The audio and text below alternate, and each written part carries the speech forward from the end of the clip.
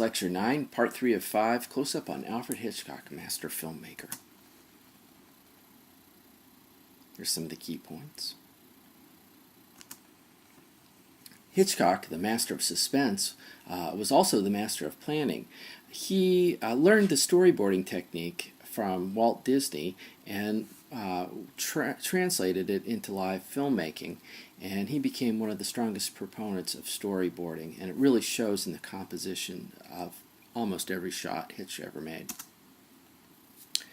He was also the master of manipulation. This is a great example from Psycho.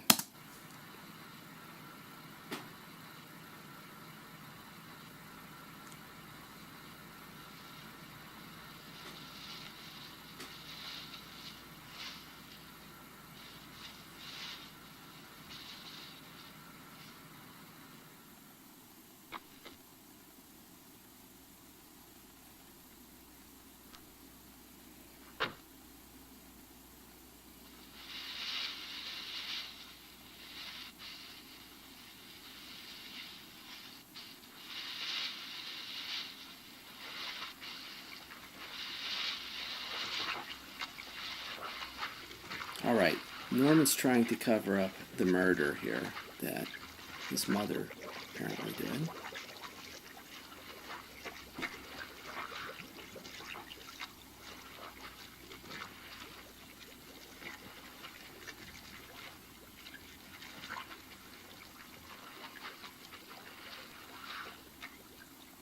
All right, stop right there.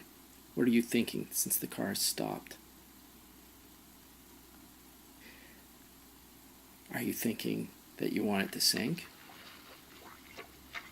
Yeah, it does.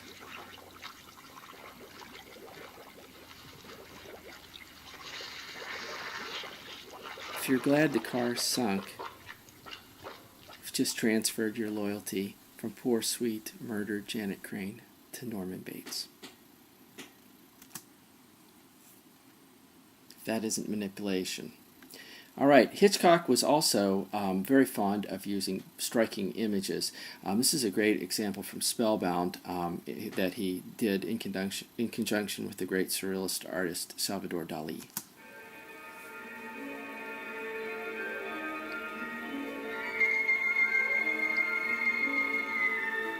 It seemed to be a gambling house. But there weren't any walls, just a lot of curtains with eyes painted on them. A man was walking around with a large pair of scissors cutting all the drapes in half.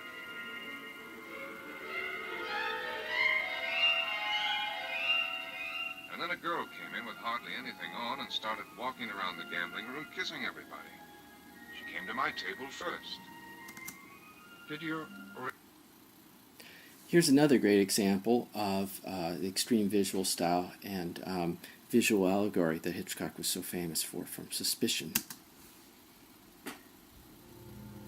Ah, here comes the spider.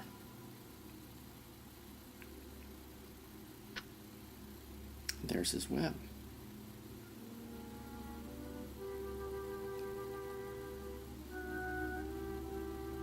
Now, all of us know that an ordinary glass of milk would not glow in the dark, but what if it's a glass of milk that's been treated with some sort of radioactive poisoning?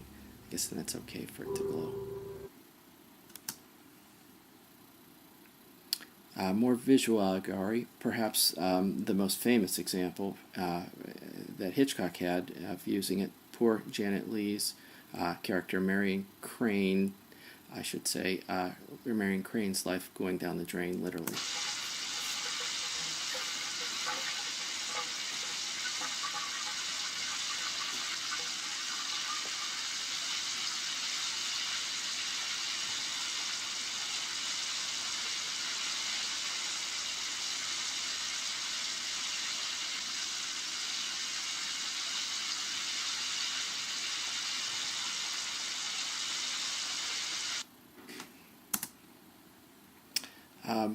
More examples, the adulterous ex-wife's murder being reflected in her own glasses, the birds,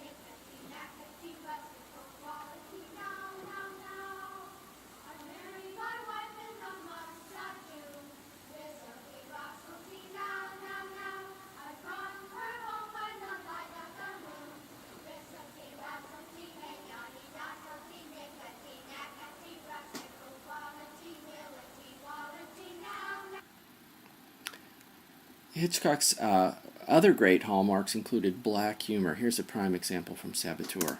Where you from, bud? Los Angeles. You work down there? Yeah, well, I did.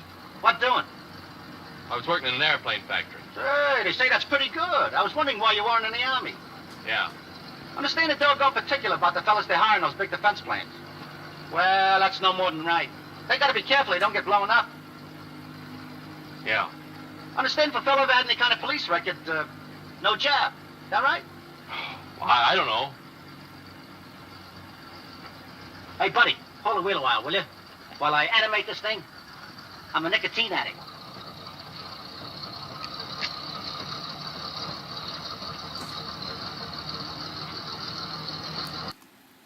What could be funnier than a Nazi spy falling to his death from the Statue of Liberty? Maybe a kid with a cap gun shooting at a real murderer? Sometimes funny socks on a dead body are just funny. Hitchcock was the consummate collaborator. Now, many people take credit for being geniuses, and Hitchcock probably was the real deal. But if that's true, part of his genius was choosing collaborators who would help him to achieve his vision. He worked with these people many times over and over again. Probably most famously was the actors that he liked to work with. But it was just as common on the other side of the camera. Hitchcock worked extensively with cinematographer Robert Burks, who shot probably his best-known films during the 1950s. Composer Bernard Herrmann. What would Psycho be without the shrieking violins of Bernard Herrmann? His most important collaborator, however, was his wife, who was a former script girl. And take a moment to read this quote. I can't do it justice.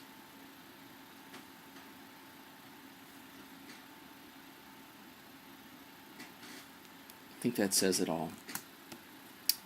This concludes Lecture 9, Part 3 of 5.